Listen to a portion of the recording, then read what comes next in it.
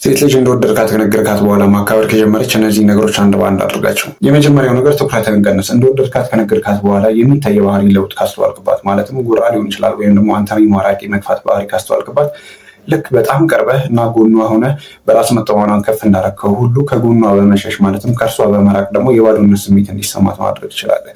ይህን የምታደርገው ለእሷ ያለ ስሜት ስለተቀየረ ወይም ደግሞ በጣም ስለደበረች አይነት ነገር አለም። ነገር ግን ለራስህ ቫልዩ በመስጠት ለራስህ ዋጋ ስትሰጥ ነው ያኔ እመኒ የባዶነት ስሜት ሲሰማት ምናልባት ትንሽ እንኳን ልታስተውል ትችላለች። ሁለተኛው ነገር ከእርሷ ጋር ብቻ ሳይሆን ከእርሷም ውጭ የተሳካ ህይወት እንዳለ ልታሳውቃት ይገባል። ይህንን ስለምን ማለት ነው?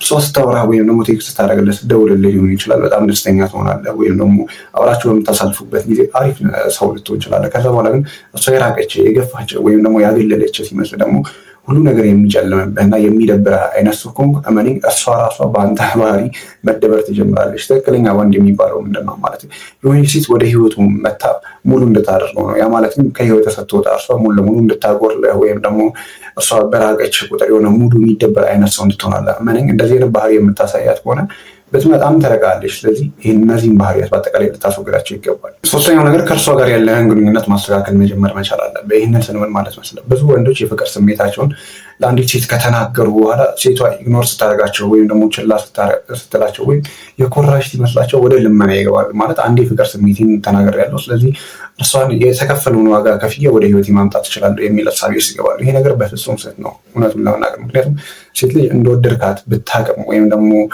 ለእርሷ ያለ ስሜት ጥሩ እንደሆነ ብታቅም ነገር ግን እንድትለምናት ወይም ደግሞ አብዝተህ ከእርሷ በኋላ እንድትንከራተት አትፈልግም። ወንድ ሆነ እንደ ወንድ ኢግኖር ካደረገች ችላ ማለት መቻል አለብህ። እመነኝ የፍቅር ስሜትህን ነግረሃት ሊሆን ይችላል፣ ነገር ግን ነገሮች እንዳልተፈጠሩ ነው አክት ማድረግ ያለብህ። በቃ አንድ የፍቅር ስሜትህን ነግረሃታል፣ አልተቀበለችም። ከዛ በኋላ ምንም አይነት ልመና ውስጥ እንዳትገባ።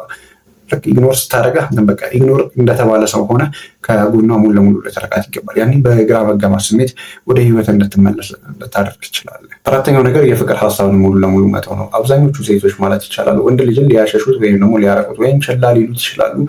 ነገር ግን ደግሞ ፍቅሩን እና አቴንሽኑን ግን ችላ ማለት አይችሉም። ማለት ምንድን ነው?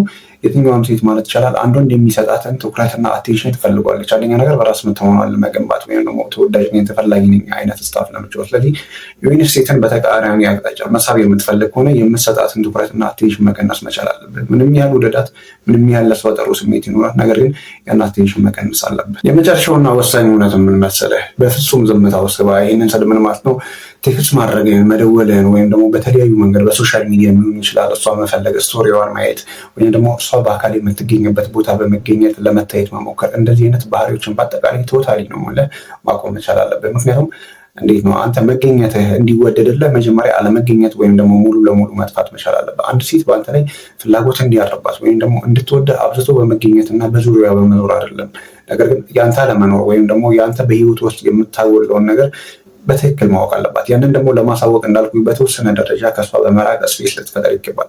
ሁሌም ጎኗ ካለህ ተፈላጊ ልትሆን አትችልም። ይሄ የመረራ ሀቅ ነው። ስለዚህ ፍጹም ዝምታ ውስጥ ልትገባ ይገባል። እሷን በመፈለግ ምናምን ጊዜ እንዳታባክን። ሙሉ ለሙሉ አንዳንዴ ራስ ላይ ለመስራት ሞክር። ፕላስ ደግሞ እንዳልኩ ከዛ ግንኙነት ላይ ሙሉ ለሙሉ ያኔ እርሷ የምትፈልግህ ቀን ይመጣል። ነገር ግን ራስን ማራቅ መቻል አለብህ።